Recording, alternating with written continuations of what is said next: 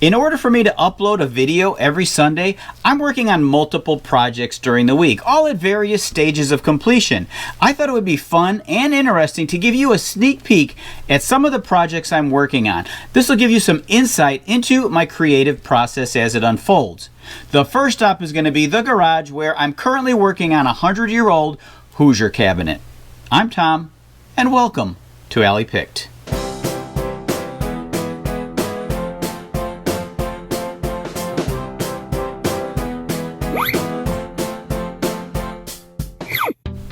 On the way to the garage, we pass a couple of benches. This swinging bench needs a good restoration, maybe next year.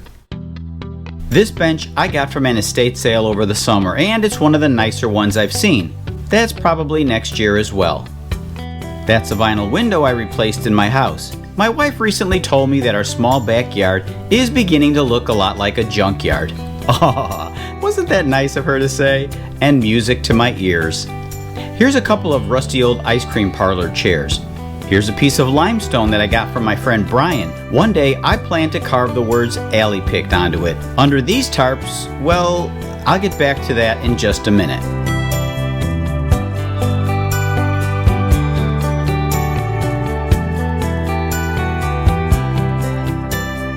This is the top part of a Hooser cabinet that I've been working on for a few weeks now. The bottom part is under those tarps that you saw in my yard.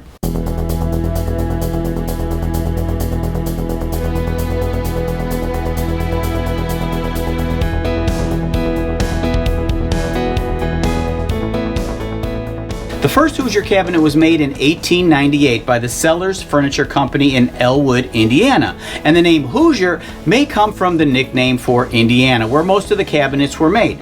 Hooser cabinets were very popular in the early 20th century because most houses didn't have built-in kitchen cabinets. So these things were often made out of wood, and they included pull-out counters, and in this case, it's got a built-in flour dispenser with a sifter built in.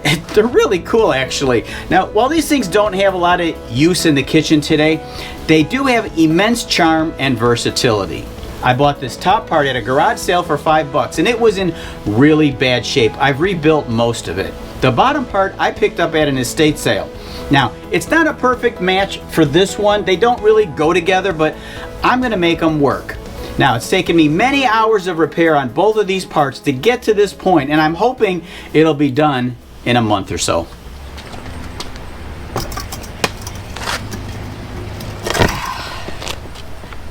This metal monstrosity is a mold from a machine that came out of the old Reed's Candy Factory in Chicago.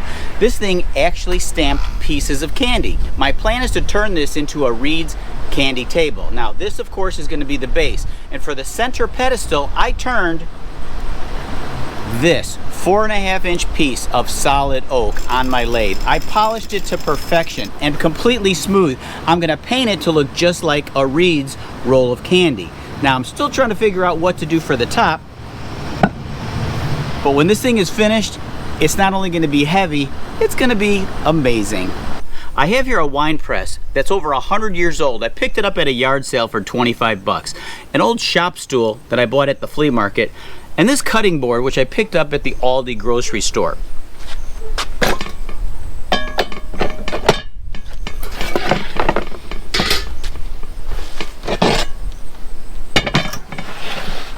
When this thing is finished, it is going to be an amazing, one-of-a-kind stool. Now I just have to clean it up and add a few of my own Alley Picked embellishments.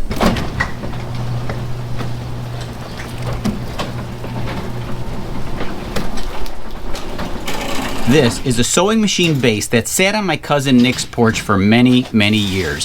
When he moved away last year, he gave it to me. Here's a piece of wood from a garage sale. Now, it looks ugly, but I think it's solid walnut. This lamp I picked up at a thrift store. Combined together, this is going to be an end table lamp. It's always satisfying to take different items basically left for scrap and combine them into not only something functional, but quite beautiful. This is a mid-century modern piece of furniture, a telephone bench, which was very common in almost every home in the 1970s and earlier. I took this one from Beyond Grandma's House Vintage Antiques and Collectibles in Chicago. I took it completely apart, sanded off all of the old finish, restained it, and applied several coats of a polyurethane finish. Be sure to subscribe to Alley Picked if you want to be notified when this project or any others that you've seen here today are finished and uploaded to my channel. The last project that I want to show you today is an example of taking something plain and simple and turning it into something quite spectacular. Now, this here is a cathedral window decoration picked up at a thrift store for 15 bucks. My plan is to take this with some of my stained glass scraps, of which I have a ton, and make a panel out of the stained glass that fits perfectly into the frame.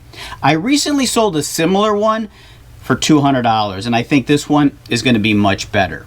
Now, I am working on a few other projects that I didn't mention, but I thought these would be the ones that are of interest to you. I'm Tom, this is Alley Picked, and thanks for watching.